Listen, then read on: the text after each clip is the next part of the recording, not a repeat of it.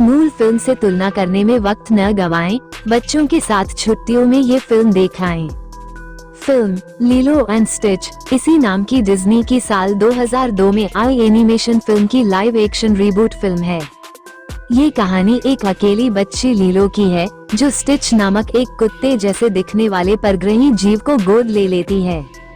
उसे यह पता ही नहीं होता कि स्टिच वास्तव में एक विनाशकारी शक्ति के रूप में जेनेटिक रूप से तैयार किया गया एलियन है जिसे उसके ग्रह की सरकार पकड़ने की कोशिश कर रही है। लिलो एंड स्टिच डिज्नी की एक बेहद लोकप्रिय फ्रेंचाइजी रही है। इसके किरदारों पर अलग अलग और अन्य किरदारों के साथ भी फिल्में व वेब सीरीज बनती रही हैं। स्टिच का किरदार बच्चों के बीच अपनी शैतानियों के चलते काफी लोकप्रिय रहा है और इसकी मर्चेंडाइज सबसे ज्यादा बिकने वाली मर्चेंडाइज में भी शामिल रही है। डिज्नी की एक और लाइव एक्शन फिल्म। डिज्नी ने इधर बीते एक दशक में अपनी ही एनिमेशन फिल्मों को लाइव एक्शन फिल्म के रूप में बदलने की एक अजीब सी जिद पाल रखी है।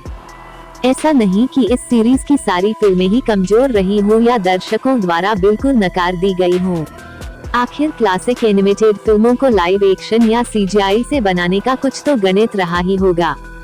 साल 2017 में ब्यूटी एंड द बीस्ट से शुरू हुआ ये सिलसिला साल 2019 में द लायन किंग, साल 2023 में लिटिल मरमेड से होता हुआ अब इस साल लिलो एंड स्टिच तक आ पहुंचा है।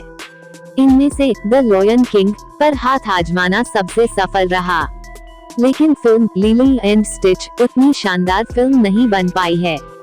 इमोशन से ज्यादा तकनीक पर जोर।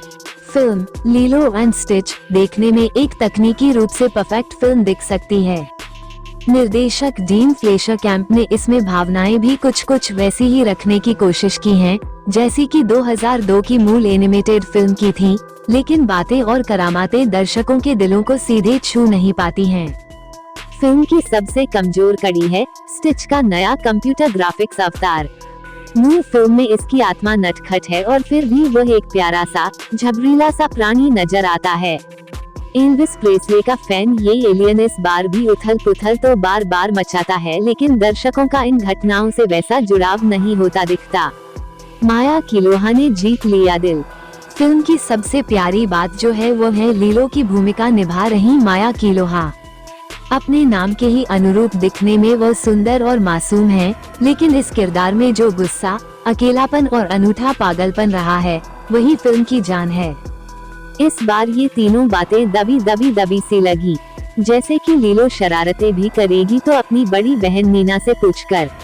शायद डिज्नी ने डीन को निर्देश दिया हो कि फिल्म के किरदारों को ज्यादा ओवरबोर्ड नहीं जाने देना है और इसी चक्कर में सब कुछ संतुलित करने का हिसाब लगाते लगाते कुछ ज्यादा ही संतुलित हो गया हो।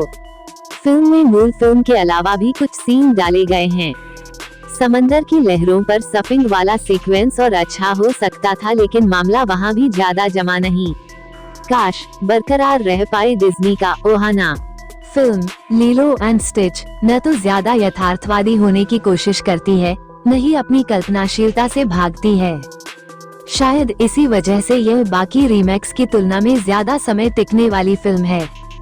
हालांकि बार बार बन रहे एनिमेशन से लाइव एक्शन के इन रीमेक्स को देखकर ऐसा भी महसूस होता है कि डिज्नी एनिमेशन की स्वतंत्रता और भावनाओं की अतिशयोक्ति को धीरे धीरे खो रहा है।